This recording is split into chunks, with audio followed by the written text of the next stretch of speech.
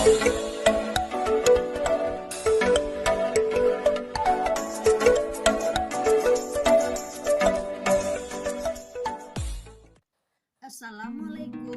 warahmatullahi wabarakatuh.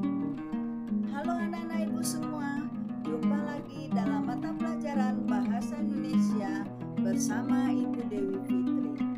Harapan ibu, kalian tentunya tetap semangat dalam menuntut ilmu, khususnya dalam mata pelajaran Bahasa Indonesia.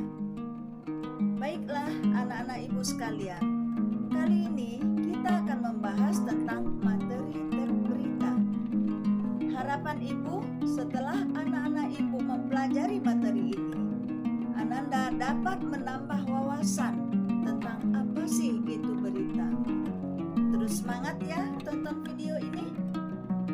Nah, anak-anak ibu semua, pernahkah Ananda membaca atau mendengarkan sebuah berita? Ya, kita bisa membaca dan mendengarkan sebuah berita melalui radio, koran, televisi, internet, dan lain-lain. Tahukah kamu apakah itu berita? Berita adalah laporan atau informasi yang di dalamnya memuat sebuah kejadian yang aktual dan faktual. Apa sih aktual itu? Aktual artinya adalah terkini atau terbaru. Sedangkan faktual sesuai dengan kejadian sebenarnya alias fakta dan bukan hoak.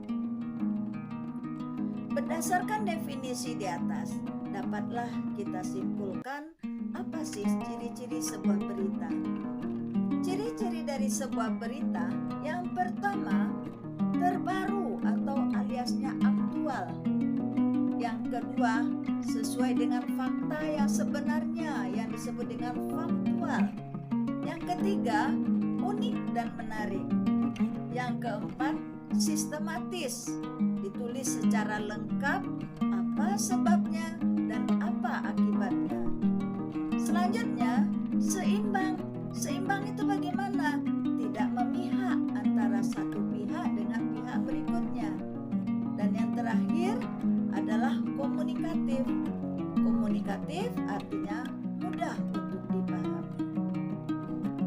Selanjutnya, kita akan membahas apa pula unsur-unsur dari sebuah berita.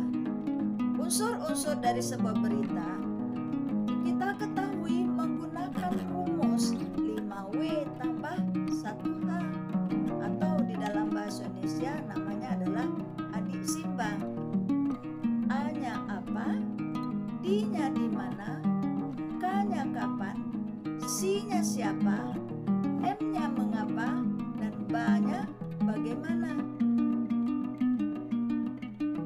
Selanjutnya, berita terbagi atas 4 jenis. Yang pertama, berita langsung.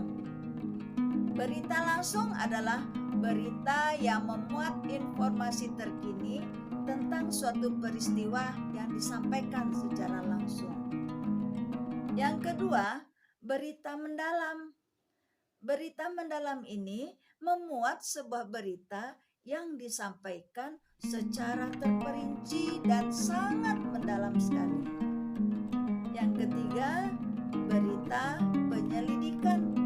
Berita penyelidikan ini dikembangkan berdasarkan penelitian-penelitian atau penyelidikan-penyelidikan dari berbagai sumber. Yang keempat, berita interpretasi. Berita interpretasi ini adalah berita yang berisikan pendapat-pendapat atau tafsiran-tafsiran yang ditulis atau yang disampaikan secara teoritis terhadap sesuatu peristiwa.